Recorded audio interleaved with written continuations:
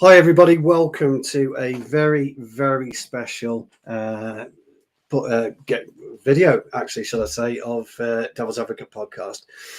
I've got a brilliant guest with me, a very, very, very experienced referee, former head of the PGMOL. So we're going to bring him straight in, Mr. Keith Hackett. Good evening. Keith, delighted to be on your show. Oh, Keith, it's absolutely brilliant. We were made up when we found out you were coming on, and for you to take the time to come and speak to us is absolutely phenomenal. So thank you ever so much. Pleasure. We really, really do appreciate it. Keith, I think it's fair to say you had a long and distinguished career as a referee, top flight. I think it was 1972, if my memory serves me right. I think you refereed your first match professionally. And you were one of the very few. In fact, you were given special dispensation, weren't you, to actually referee in the Premier League due to the retirement age at that particular time. And to have somebody of your stature who also headed the PGMOL, it's great to be on a humble channel. So thank you ever so much, Keith. That really means a lot. Delighted to be here. As you probably guessed, I've got loads of questions. And the first one, I'd just like to start off trying to understand what it's like for a referee on match day. You know, what kind of routine you went through, how you spoke to the managers, if you spoke to the managers before and after the game, that type of thing, really. Just can you give the guys just an insight onto what it was like on a match day, please? Well, of course, it's changed now, and I'll try and give a degree of comparison. We drove to the ground under our own steam. And sometimes we scrambled to find a car park because 15 referees had already taken the one allocated to the referee. So sometimes it meant a bit of a walk to the ground. You know, we usually arrived about an hour and a half before kickoff, compared to today's 2-3 hours. And we would invariably, in most grounds, be in the players' lounge, which is not occupied by the players themselves. And the clubs would give us a cup of tea and a sandwich. And then we wouldn't warm up, in a sense. We'd do some stretching in the dressing room. I can remember running the line for one famous referee, the late Harold Hackett, up at Newcastle, believe it or not. And he downed half a tumbler of whiskey before the kickoff. Purely for his chest, as he would say, as a miner or that sort of background. Yeah. Invariably in that players' lounge, you might have the odd manager coming in and having a quick chat and saying hello, welcome. And then it was into your dressing room. And you know, we went through a period where they gave us a metal sort of tube that we used to check the players' studs before kickoff. We had to check in the tunnel the shirts so there wasn't a clash. And in a way, then we were out on the field and away we went. You know, not every game was covered. If it was covered by match of the day, then you probably get 20 minutes of highlights. It's on those semi-finals, finals, the bigger games where you would get full coverage. So, yeah, you know, if you look at my era, I suppose there was 3 cameras covering a game, whereas now there's a minimum of 22.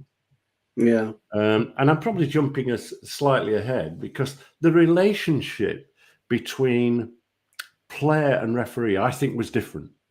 You know, there was predominantly English and Scottish players in the football league, and you know, obviously spattered with Irish players as well coming across. So that was the mix, and I think that we got on reasonably well. I can remember Joe Jordan and Gordon McQueen. They transferred from Leeds United across to Old Trafford, and I was refereeing them. Really for the first time, because obviously being born and bred in Sheffield and based in Sheffield, I rarely got Leeds United, if at all. I think I had them only a couple of times in my career. But I can remember this particular game, and Joe Jordan had this habit of obviously with no teeth, had this Yeah. habit of catching the ball on his arms, and he had this sort of bring the arms together and control the ball. And in a way, I'd already preconceived that would be a foul if I ever refereed him. And of course, he's done it in the first 10 minutes. I've awarded a free kick. There's that raft of Scottish expletives that come out with every other word, questioning of my parentage, and of course you know, in a working environment, you took that a little bit because that was part and parcel of the game, and it wasn't everybody running at you. It was a 1-to-1 usually sort of situation, and I said to him, quieten down. I'm not going to change my mind. And he still went on. And I looked at him in the eyes. I went closer to him and said, "You're banned from Stringfellas nightclub, Joe." And he looked at me absolutely stunned. I said, "You're banned from Stringfellas nightclub. Don't go to London and expect to get in because my brother, who's a director there, and a mate of yours is not going to allow you in." He was absolutely... What a great story. For the rest of the game, I didn't have a problem. Just a quickie. Yeah, I was going to say, Keith, just a quickie. You come up with some absolute pearlers there. And one of those is what I used to call 6-shooter football boots. They were just basically 6 studs, wasn't there? And, you know, a lot of our viewers and the modern day player with the modern day boots wouldn't have a clue what that little metal cylinder was where you were measuring boots and making sure that the studs weren't filed down. Do you remember? Absolutely. And that's what he was there for. Yeah, I'm 53. And you know, the other thing that we did, which probably amazed you, was that one season at the kickoff, before the kickoff, first game of the season, we had to actually measure the height of the crossbar to the ground. And it was surprising how over the years the groundsman had replaced the mud with more turf and built turf on turf. So as a consequence, you might have the desired height at the corners, but in the middle, you know, you're probably 7'6", not the 8 foot that you required. So you then had, I mean, I was lucky on mine, but there were some referees who had the groundsman out shoveling the turf off before the ball is being kicked for the new season. Can you imagine the groundsman behaving in that manner now? Well, but that would be hilarious, wouldn't it? Yeah. That would be, but those are the things that, if you like, were the start of the season. But I think the working relationship between players and referees was different. I'm not saying that everybody was a golden boy and behaved themselves, but in reality, we were working in an environment where we knew that we got to get on with each other, and if not, then obviously they'd walk. Yeah, I mean, Keith, it's fair to say you shared the pitch with some greats. I mean, some real great players, and you shared the pitch with some snarling managers. I'm guessing. So, if you were to pick out one player that's not you're in awe of, but one player that you would really love to watch play and ref, and then one manager that kind of I don't want to be reffing today. Who would those two be? I think I'd love to have refereed Lionel Messi for all sorts of reasons. I think the challenge of a referee running alongside him and holding the whistle in the mouth, because the danger always is that you blow for a free kick and he's already 5 yards and broken away on a goal-scoring chance. And therefore, I think those are the challenges that come in. Yeah, you're right. I mean, George Best, Bobby Charlton, Kenny Dalglish, you know, Maradona, Platini, Karl-Heinz Rummenigge. These are the players that, you know, look, I'm a fan of football. Refereeing and football is a disease for all of us. We catch it at a young age, and then we don't let it go. It was just a perfect honour to be on the same field as those guys. But there are a lot of other players as well that could give you headaches. You know, Brian Robson, would want to referee the match. Yeah. And part of that danger was the risk of losing concentration. And again, another story that comes to mind mentioning, because he was an outstanding player, make no mistake, and a great skipper. And the one thing I liked about him was he wanted to win. But I can remember being at Old Trafford refereeing him against Wimbledon. And Wimbledon were a bit of a bogey side and also a difficult side to referee. And in that game, Robson, in his own penalty area, went down to head a ball really low down, got caught with a knee, and was completely knocked out. When I got there, he was gurgling. He was really in a bad way. I reacted very quickly. So did the medic guy, Alex Ferguson's number 2 then, and ran on and got him sorted. I think a few weeks later, I refereed at Old Trafford again, thinking that Brian Robson would come and knock on my door and thank me for helping him in a very difficult situation. I can tell you, blew the whistle, and after about 5 minutes, he was telling me how to referee and what a very poor referee I was. So those are the things that, you know, come to mind. Refereeing George Best, I didn't actually referee him at Old Trafford or away. He was playing for Fulham. And, you know, you just run alongside those players and admire them for who they are, what they are. And they were characters, you know. Something I think we're lacking. I mean, I talk a lot about modern day football. I'm old school, Keith, as well. I'm 53. I'm an old school footballer. I'm still playing for my sins. God knows why, but it is like a drug. I just can't get rid of it. It won't go. And there's a couple of questions in the comments which I'll get to in a moment. The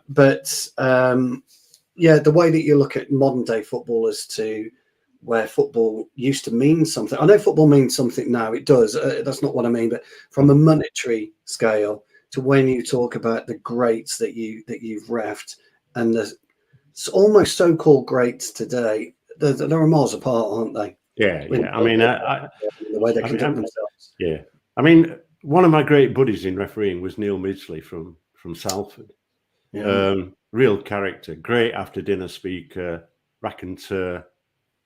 Great memory for faces and names. I got a call from him. He said, come to Bolton, because he lived at Kearsley. Come to Bolton, and we're going to have a bit of lunch. Well, of course, in those days, there weren't restaurants and all those sort of things. They might have been in the boardroom, but I never got to the boardroom. And I can remember at Burnham Park arriving and Neil greeting me, and he said, look, there's a couple of guys going to join us for lunch. We're in a room. It's not a restaurant. We're just going to serve as a cold buffet. But I thought you'd like to meet these guys. They want to meet you. And I sat for the next 3 or 4 hours. I can't remember actually eating anything because I was in awe. And the two people were Nat Lofthouse and Sir Tom Finney. No way. And, you know, we talked about their era. When, you know, we had that £1 million player then, and we thought, wow, and how it's changed from their days of putting in a shift on a Saturday and then coming to the ground, earning £7 and hoping that they might get a bonus paid in a brown envelope in the boot or something. And there'd been a testimonial. I'd refereed a testimonial that week, and they asked me what I got, and I said, well, I did referee the testimonial, and I got a cross pen.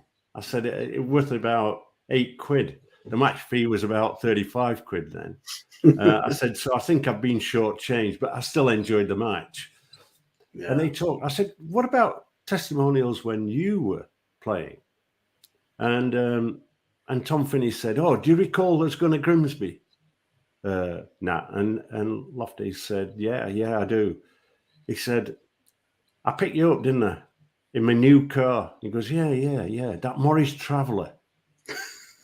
And I've gone, yeah. He said, oh, the wood frame and everything. And you're going into these virtues of what we would now see as a Ferrari, but in their eyes, it was a Morris Minor Traveller. Yeah.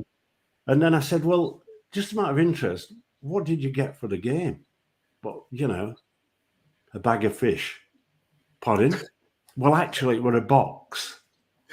And I've gone, all right, a box of fish each. And Finney said, yeah, it leaked, didn't it? It melted. And my car never got rid of the smell of fish. You know, those are the stories that those people give you. But you're right, it's a different era. And to some degree, the difficulty for referees is I was a sales and marketing director, used to managing people on the shop floor as well as outside. And they were giving me respect. The modern players today who are outstanding athletes and skill sets that are fantastic. Look, that's without doubt. And speed profiles that are incredible. You know, we look at it.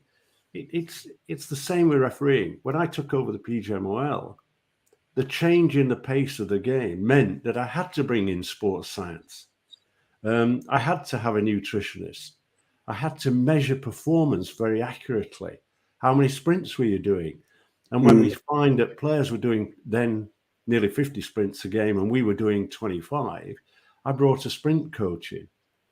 I knew that we had to have technology to give us help because television now was moving into every game being covered, 22 cameras, and exposing the very simplest of error that nobody could say is not an error.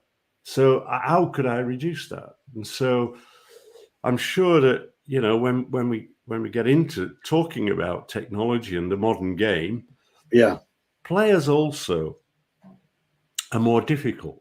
Sometimes I found that, you know, in 81, I became a FIFA international referee. And I was lucky because I refereed in about 35 countries. I've actually since visited and lectured to over 100 countries now. The reality is that they couldn't speak English freely, and out of which then you would get frustration. The more like arms waving, different approach, and that could be seen as dissent. And so as a result, you know, the public think, oof, there's dissent here. And often it was just out of frustration, not against your decision, but they wanted to talk to you. Communication. To talk to them. But we talked a lot. You know, I even encourage referees now to use a step process. And sometimes I think the yellow card is flashed too quickly. And they end up with a dozen. I can remember George McCabe, who was an international referee from Sheffield.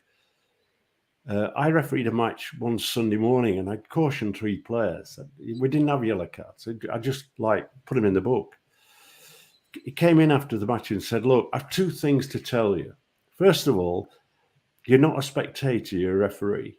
I'm watching you and you're watching the ball. And I want to tell you, when the ball's in the air, it never commits an offence. He said, and the second thing is this. When you get into 3 yellow cards, I want you to think that the 4th one means that the next one's going to be red. And in a way, it puts a brake on your thinking. You know, and then it also puts a value in the yellow card. So I say to referees, there's a process, the quiet word. Nobody sees it. You don't see it as a spectator. And I'm saying to him, hey, come on, behave. Let's enjoy the game. I don't want to be in your face. You don't want to be in mine. Let's get on with it. He doesn't take any notice. Then, like you could say to Brian Robson, I think the player's getting a bit et up here. Can you have a quick word? Look, can you quieten Mark Hughes down for a bit? And he'd go, not a chance. I said, well, I'm struggling here to get some degree of control in his behaviour.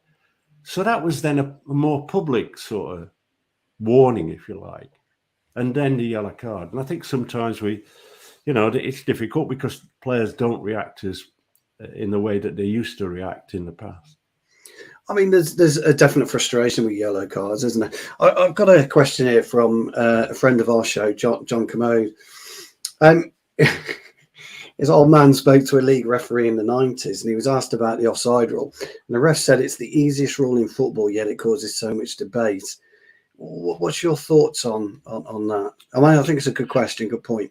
Yeah, I do. I think the offside law in our era was relatively easy. It still created problems because we had to make that judgment as to the offside position. Yeah.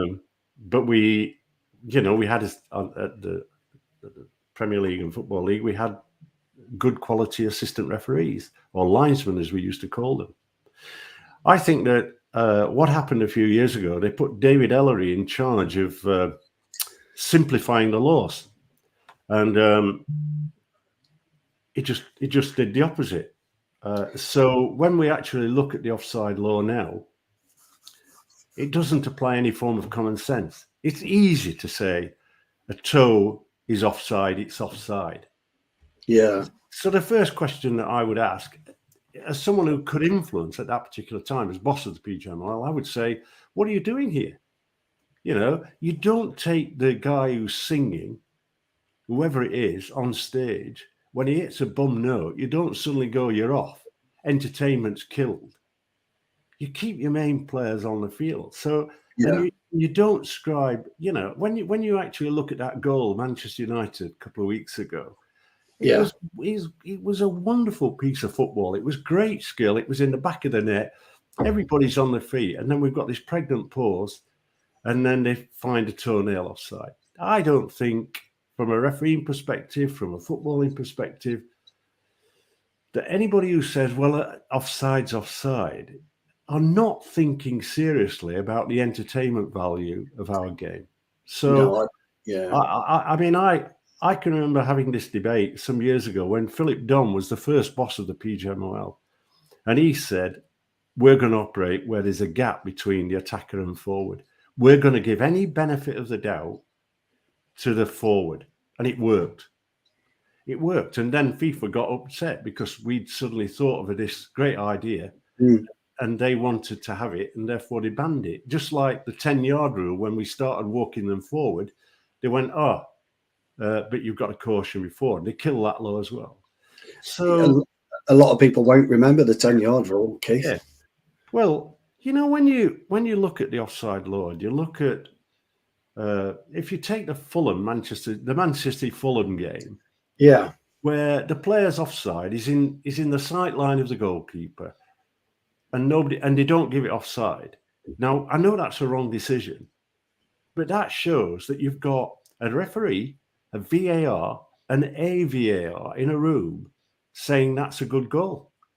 The law is saying it's not.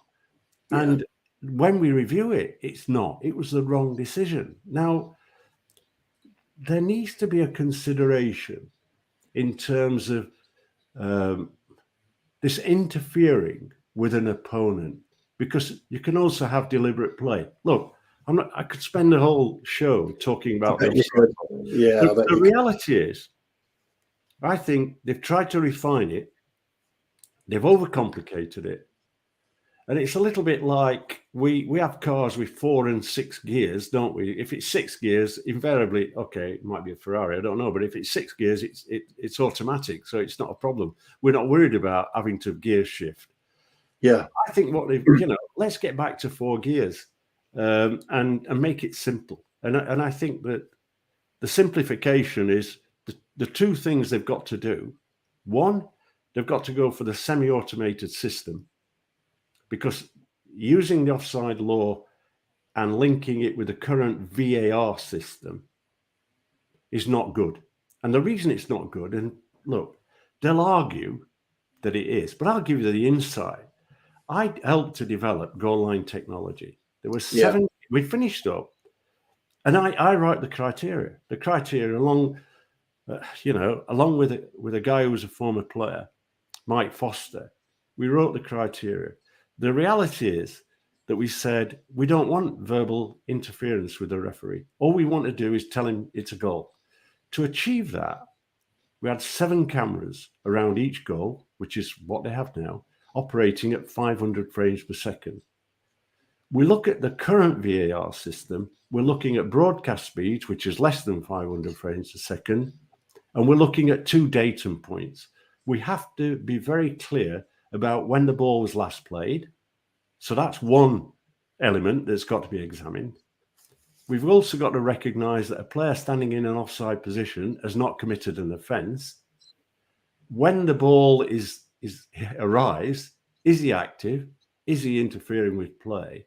And those are judgments that I believe that the technology is not good enough without the semi-automated system. That's massively interesting. That is. I mean, that really is interesting. That's never been explained, I don't believe, in that detail before, because we never think about frames per second in terms of speed. So what the camera can literally pick up. I mean, you spoke about Garnacho on the move, and you're absolutely right. He was looking at where the ball was coming from. And then, I think Gabriel was doing some stupid swallow dive, wasn't he, or something. But speed from the VAR not being able to pick it up because it isn't quick enough to follow the ball to where Garnacho made his first step, which is what you're talking about. People forget all this, actually. We just look at these lines, don't we? Of course. I mean, think of the camera speed and 500 frames per second. That's 500 slices of bread. Yeah. Against something that might be 100 frames per second in broadcast speeds, right? Yeah. If you look at 500 frames per second and you pick the middle one, the one next to it, the one before it, is almost identical. Yes. In vision. Yeah. Right? You pick one at 100 and you've got a thicker slice, and the gap's greater. So the reality is, I sit there and look, ultimately, you've got to make a judgment. And I believe sincerely that we had assistant referees like, Darren Cann, Phil Sharp, Glenn Turner, and there might have been, I think Darren's still on the list, but we have in England, despite what we thought in the past, we had some really good assistant referees. We have now, but they're underutilized, and I think that they could generally make a better decision than that we get out of VAR. And this nonsense of, in a real world, there's got to be a plus and minus element, right, within a degree of accuracy. Yeah. And if they built that into the system to say, look, it's a 5% failure or whatever, then that 5% might put that toenail onside, not offside.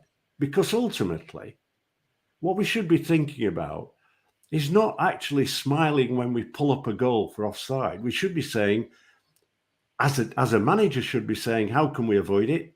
The player saying, I'm looking down the line, I'm in a position. And we should all be working at how can we get a goal to be allowed rather than a system that chalks off good goals. Yeah. And right now, I mean, we'll go into VAR in a bit more detail, but right now VAR is becoming more problematic than it is. People were saying, let's bring VAR in, make it more fairer, but it's not working, is it? It just isn't. Well, I've watched rugby at the weekend, and remember that I did introduce the communication kits. I went to Twickenham. I actually started meetings with the IRRB because I thought the way they were handling players and the way players were reacting might be beneficial to me as the boss of the PGMOL then.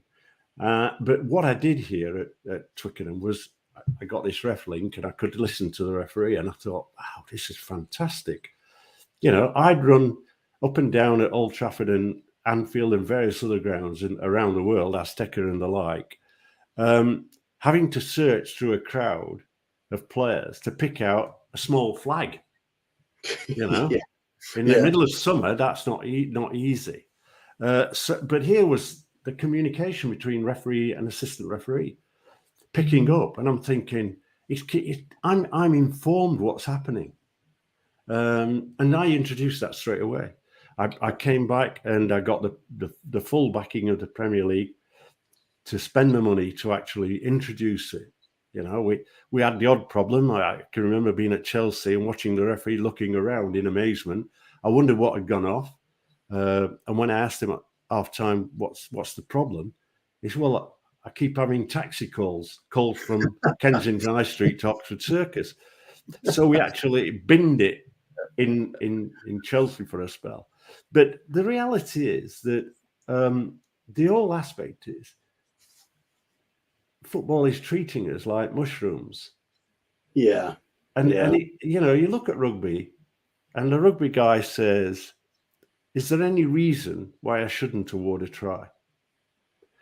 And we can all watch and listen in to the dialogue. We can look at the challenges that are made, the physical challenges, the examination, and coming to the right call. We saw the England player controversially sent off, and the referee giving a yellow, and then a panel saying that's red. Yeah. And the England team, was penalised because of that incident and the actions of that player. What we have is, I feel, we stand and watch and sit or watch a game with VAR. Something happens, we get a postage stamp on a screen that tries to tell us that there's a review going on. And we're looking at each other, and what seems to be 10 seconds feels like 10 minutes. Yeah. And of course, then, in fairness to Howard Webb, who's got a task on his hands because of the way Mike Riley has damaged refereeing and brought refereeing to a standard below our expectations. Howard has got the task of trying to improve situation. Now, what he's done is he's introduced this new show where we can listen in. And I listened into it. Yeah. And I thought how confusing the discussion was. And I put myself back into being a referee. Do I want, if I'm going shopping, I get the wife in my ear. We're going here, there. I switch off. Yeah. And I think the same in refereeing. You've got a guy sat there giving it proving what he's got his job. And that guy might be Michael Oliver, who's regarded as our number one referee. And I might be the referee that's only like into my second season on it. And I'm going to take everything that he says. So the answer for me is clear. I think, first of all, open it up, let everybody hear and understand what's been said. Tighten up the protocols and criteria regarding what match officials say. It's got to be totally transparent. Yeah. And let us not have active referees in the VAR seats. Let us have people who are fully trained, are specialists in that subject, because that's what we do with assistant referees. Yes. We have assistant referees, and that's all they do now. They become better at it, despite the changes that are made. What we need is that with the VAR. And the same thing about it is that perhaps, although it's too late now, I wouldn't have Stockley Park. Not because of the connotations of Stockley Park. I would want the VAR in the stadium, in a room in the stadium. And the reason behind that is, if he's put me in the mire, I want to get him. I want that discussion. I want that discussion face to face. If I'm, if I'm the guy who's been told that's not offside, and then on examining that decision, it's miles off. I want to look that guy in the eye and say, "You dropped me in it, mate."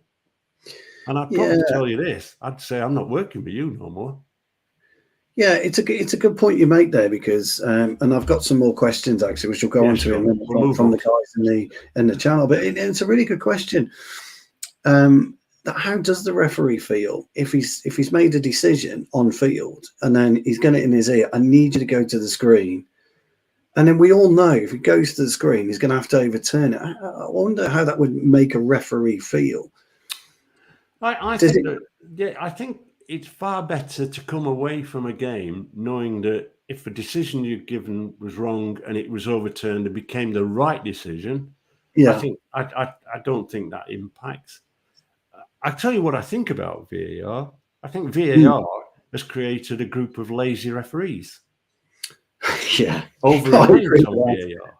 Oh, 100%. Occasionally we're seeing the referees hesitating on their decisions. I'll tell you, giving a penalty kick is a feel. It's almost instinctive.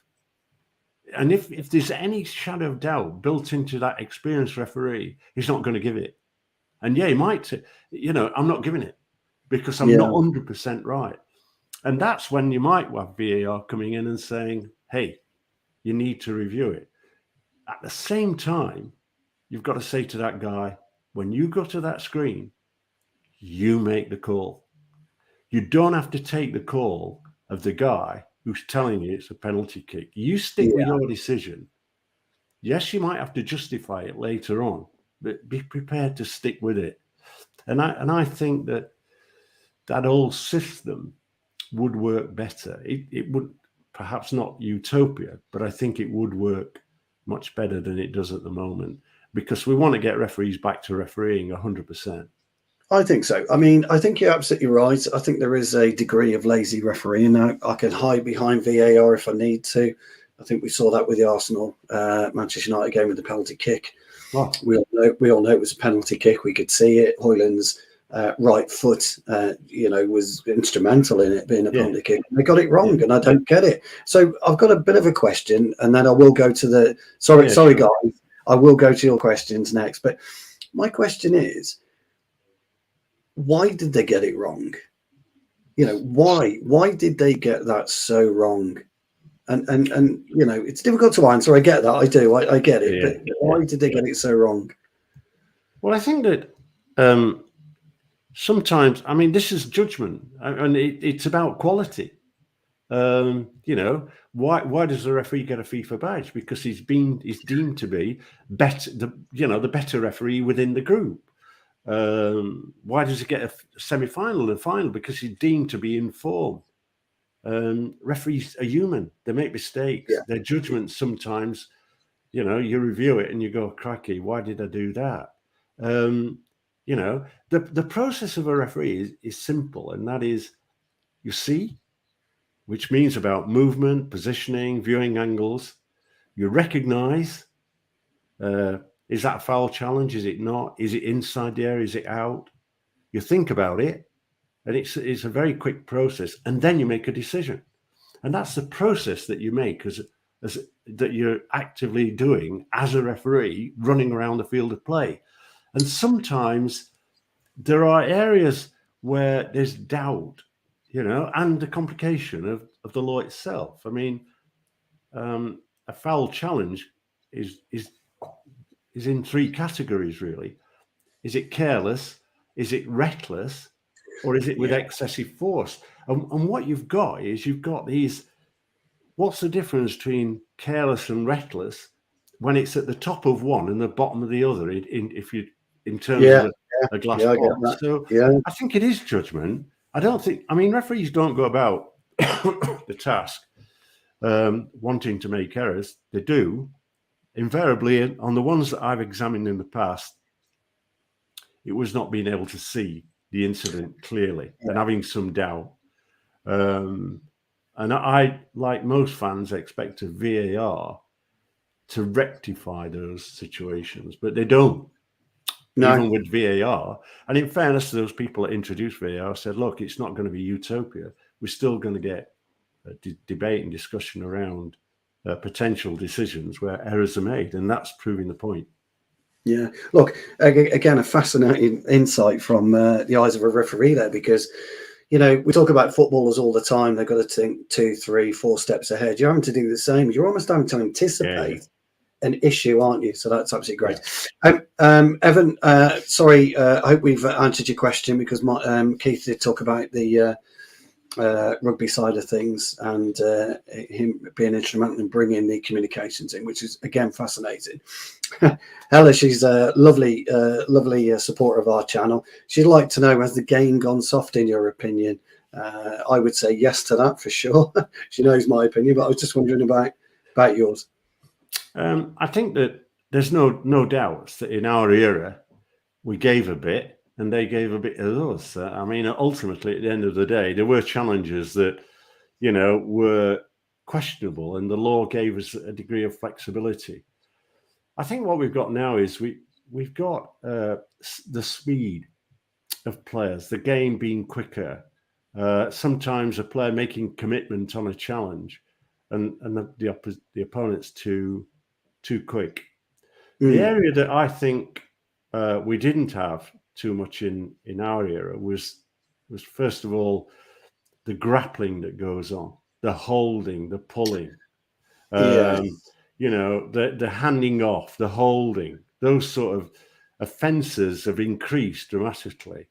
Whereas in the past, if you look at it, being blunt, you get a trip.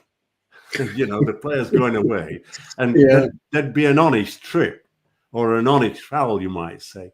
Now, Yeah. what they try to do is they try to be subtle because they're holding the shirt. Yeah. They're sort of going in. They're using the body almost as a battering ram. And I think those things make life more difficult. Plus, we see, I think it was almost a moral thing in my day where if a player did receive a pretty bad tackle, he'd be on his feet to show the opposition you're not going to beat me that way. Whereas Exactly. now I think somebody gets touched and they're down on the ground.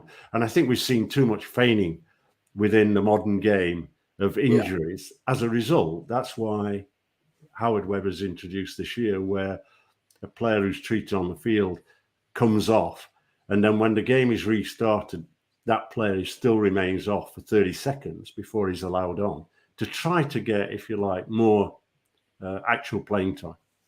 No, I totally agree with that. Helly, I hope that's answered your question. Got a great question here from Julio. He's looking about what advice could you give to up-and-coming referees? Are there certain principles that you follow with on-pitch management, situations and players? Now, the Joe Jordan one's a great example. You knew exactly what he was going to do. Is there a modern-day player that you would particularly look out for, just to answer Julio's question? Well, I think that, when in our day, if you refereed Manchester City, you knew that the potential of Franny Lee going down because he was one on his own that used to suddenly be tripped up and whatever. And you'd run alongside and probably say 6 out of 10 for that one. You've got to be 10 out of 10 to get a foul. I think that the thing that I say to modern referees is, first of all, you've got to be fit and mobile. And sometimes when a player's losing a bit, it's best get out of the way. Don't go into his zone of conflict. Avoid it.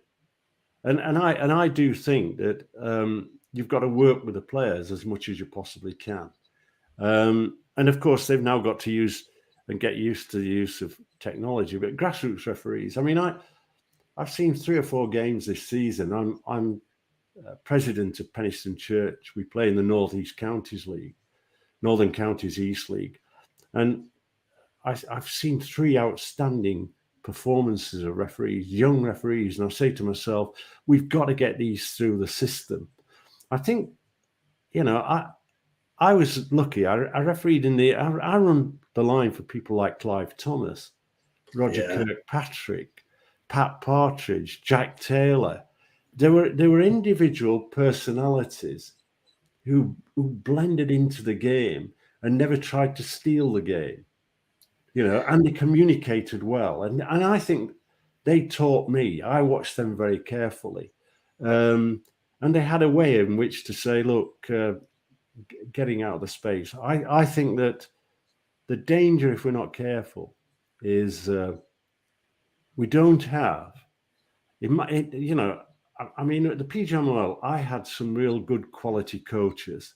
Mark Elsey was then a referee, but I had people like Roger Dilks, Paul Durkin. They were good referees, and they could communicate well and advise and tell referees how to deal. So I think that what is important is young referees have got to be supported with good coaching. They've got to be encouraged to be fit. They've got to be given dietary sort of regimes. But the one thing that I think we've got to do? We've got to encourage the Football Association to promote the idea of ex-professional footballers becoming referees. No, I And think you're right. it's hardly likely that you're going to attract Cristiano Ronaldo as being a referee because he's got that much money. You don't know what to do with it. Unfortunately, yeah. But what you've got is you have, we've got academies around the country and they offload players because they've got to make a choice. Somebody's saying, you're not good enough. Now, those guys go on sometimes to have a good career. Jamie Vardy, who played up the road at Stocksbridge here in Sheffield, became an international player, of course, having been rejected at some stage. John Stones played for Penistone Church way back as a youngster. Yeah. And I think that what we have to do is when the academies offload players, there's some who just walk away from the game, having from 6 years old, thinking that they're going to be a star player playing for any team in the Premier League. And what we've got to do is we've got to go, listen, we will put you on a course. We will pay for you. Yeah. And we want you to become a referee. And you ain't got to then spend, I was 12 years as a grassroots referee, Yorkshire League, Northern Premier League and all that like, before I got onto the Football League. I started refereeing in 1960. I got on the Football League, as you said, in 72. Yeah. So a long apprenticeship. But I think if we take ex-professional players at whatever level, I think that ought to be a balance of saying, right, that gives you a credit of 6-7 years. I totally agree. No, and I think that's where we've got to go in order to get, guys when they're playing football, read the game well, move well, they're fit, and those are all attributes that you have to develop in referees. No, I totally agree. I mean, look, I thought you were a subtle referee. You were out there. People knew you were out there, and then you'd only really raise your head above the parapet when it was necessary. Today's referees raise their head above the parapet straight away. They do their warm up. They're giving it the big one, so to speak, and they want to be part of the circus that is football. And I think we need to move away from that again. And I think having ex-players who don't particularly make it at 18, 19, 20, 21, instead of falling out the game, stay in the game. Stay in the game, do a refereeing course, do a coaching course, and then make your decision based on that. I've got a great question here from probably the gaffer. He's wanting to know your experiences and encounters with the boss, the big man himself, Sir Alex. I think that let us make no mistake that this guy is a wonderful guy in football. I mean, look, I'm not going to say a bad word against him. No. Because he's done it, he's seen it, and he has a lot to offer. I have obviously many exchanges, some that he was not happy with and others that he was okay. I've got in my file, I can't get it, but I've got in my file here a letter that I received probably about 6 months after I'd retired, thanking me for my contribution to football. Oh, lovely. There's some things that happened. I think he's right with the watch. I've been saying it for a long time. If you look back at what I've written in the last 10 years, you will see that I've been personally calling for an independent timekeeper because I was aware, using Prozone then, of the amount of actual playing time, and I knew it was much less than what people thought. And 55 minutes is the current average, and it's gone up. 55 minutes of actual playing time, and therefore the expectation of any manager is he wants more time if he's winning or losing. So, if he's losing, certainly more. I can remember visiting at Carrington and having discussions with him. I decided that I would arrive early because he was always in the ground early. Had a cup of coffee and tea with Brian McClare, who was on his staff. Went into his room and then chatted about various things in football parlance. And I can remember on one occasion when I'd been asked by the FA to meet him in order to have a discussion about certain parts of the behaviour, and we came away shaking hands, and everything was hunky dory. And then, as I got out of I was on the bends coming out of Carrington when the phone went. It was the FA saying, and remember, the FA weren't directly my boss. Oh, where are you? And I've said, well, I've come out of Carrington. Oh, that's good, because we're just about to announce that Sir Alex is going to be fined for his behaviour. And I've said, you've had me drive to Carrington to have a discussion to avoid that, and now you're going to do it. So I think sometimes those things are not good. What a great story. But I think genuinely, I can always listen to him. I sat on one occasion at a dinner. I think it was a PFA dinner, and along with Richard Caban, who was the Minister of Sport at the time, and we had a great chat. You know, the fact that I come from the steelworks. I was a design draftsman to begin with, working in the steelworks. He was obviously from Govan, and there was synergy there. But he had a job to do, and I had a job to do. So there were times when I would have to say no. And I think it comes down to mutual respect, doesn't it? You know, yes. About both professions. Your profession as a referee, and obviously his profession of the godfather of football. Ultimately, at the end of the day, nobody's going to take his record up from him. And I think sometimes you'll paint a characterization of somebody and how they interact with refereeing. You know. I think it's sometimes not the same picture, but hey, I've had some really good conversations with Neil Warnock. Yeah, and you picture him at the side of the pitch, and all that he shouts and all that he does. But ultimately, at the end of the day, when you get him in a room, he's very analytical about refereeing decisions. And we used to have on a Monday morning when he was unhappy, we used to have some good conversations. And by the way, he was a qualified referee, so he was speaking even with more depth than the normal manager. I think, if you look at today's managers, I mean, crikey, you managed that. You work with the greats, didn't you? Brian Clough, for example, Sir Bobby Robson. You work with all these greats who Sir Alex, etc. Who was, and people want stories about, did you get the hair dry? Did Fergie come and kick your door in because you gave a penalty away at Old Trafford and things like that? And I don't think that ever happened. I really don't. Well, in my last game, I made it clear to the Football League. They didn't know at the time. I upset everybody because I'd had extensions, and I was refereeing Manchester United Liverpool. I decided that was going to be my last game. Right. And everybody was surprised because I announced it after the game. I just said to my two linesmen, look, that's my last game. No, we're with you next month. No, you're not. This is my last game. I'm coming out of the game. I've enjoyed a great career. It's time for others to replace me. And then shortly after, there was a knock on the door and a signed football handed to me by Sir Alex. So, there's lots of things that he does that are fantastic for the game.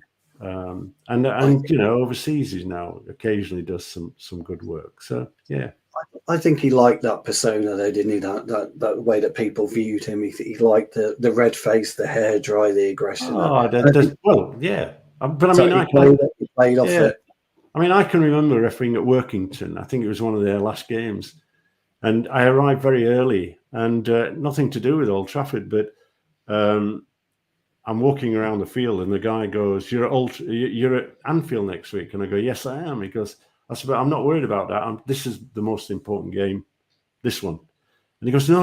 I come and have a look at this. And he showed me this grey Massey Ferguson tractor that was quite clean and shiny. And I said, yeah. He goes, Mr. Shankly bought this tractor. Pardon me, Mr. Shankly, when he was here. And I go, all right. I didn't even know he was at Workington.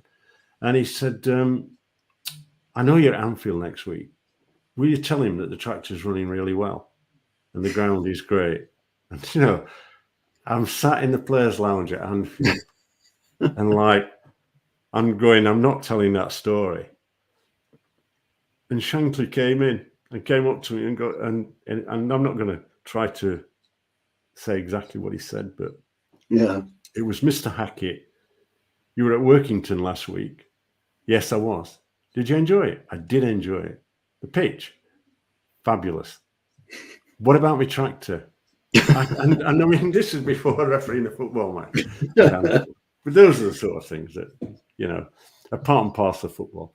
And I think that if you're in a working environment, you're trying to do your best, then you've got to work with people, not work against them. But I think most people recognize that could be tough.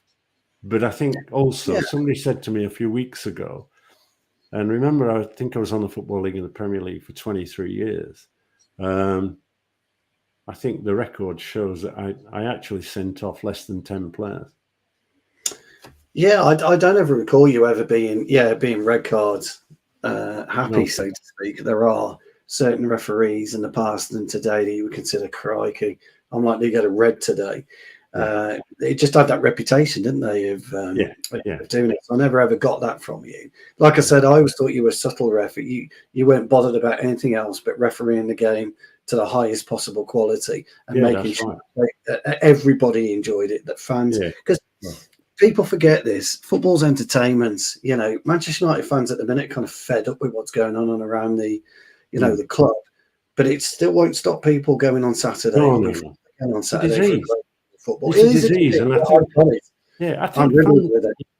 I think fans have got to understand that we, as referees, and I've yet to meet a referee who doesn't love the game, who doesn't want to put in the very best performance, who doesn't actually suffer if the game goes badly. That drive home can be a long one if something's gone pear-shaped. And sometimes, you look at things negatively, and then you actually look at the replay the following day and you suddenly think, well, bloody hell, I was right. I got that one right. And I'm thinking I got it wrong on the day. So, I think sometimes it can be difficult. I can remember sending Tony Gale off in a semi-final against Nottingham Forest when everybody was absolutely shocked inside the stadium. It ruined the game. I've spent many days unhappy with that decision. And the reason behind it, and I'm not looking for an excuse, was that on the Thursday, the FA informed us that we were interpreting that law on denial of an obvious goal-scoring opportunity incorrectly. We all thought it had to be a cynical challenge. In reality, it was not. It had to be a foul. And I was Aunt Sally.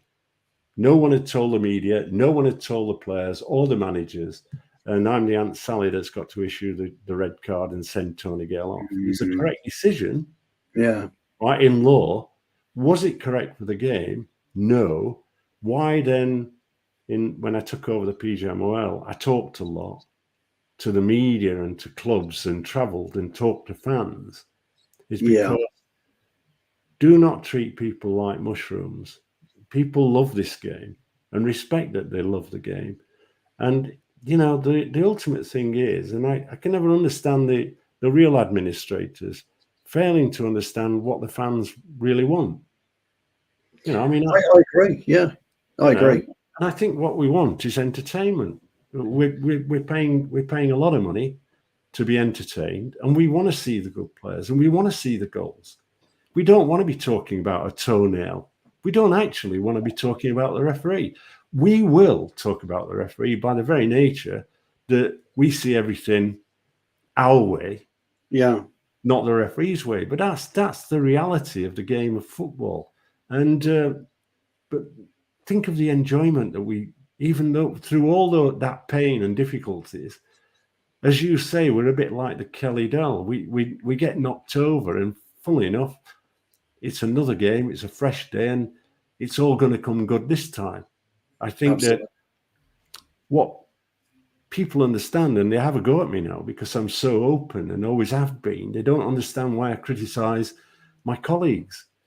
Because if my colleagues don't recognise that they're doing things wrong, how can they rectify them?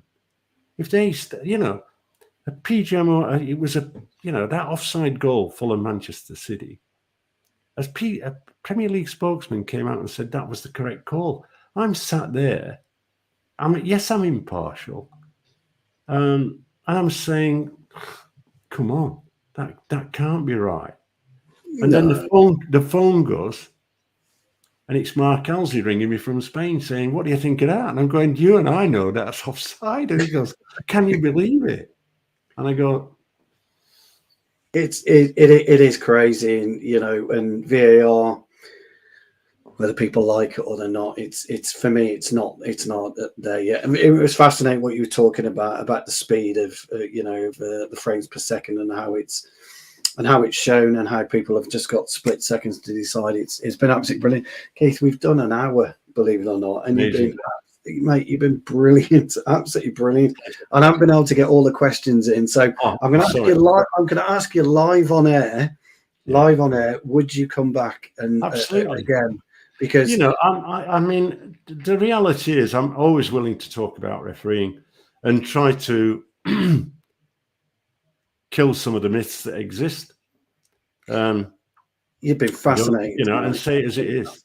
Yeah, you really have been absolutely fascinating, and the guys have been loving it. There's questions and that coming in, so I'll reach out to Keane, and I'll get Keane to reach out. If you come on again, Keith, it'd be great to have you again, because I could talk to you for another hour. I really could, and listen to you, because it's when you're talking, there's so many other questions that you really want to ask, isn't there? And the things about meeting Sir Alex, that's all well and good, and things of that nature, about talking to Sir Bobby, but it's modern day football that we're talking about, what's killing and what's hurting the game. And that's really what's doing it in the minute. And Keith, you've been massive. They're all saying in the comments how insightful this has been, and I really, really appreciate your time.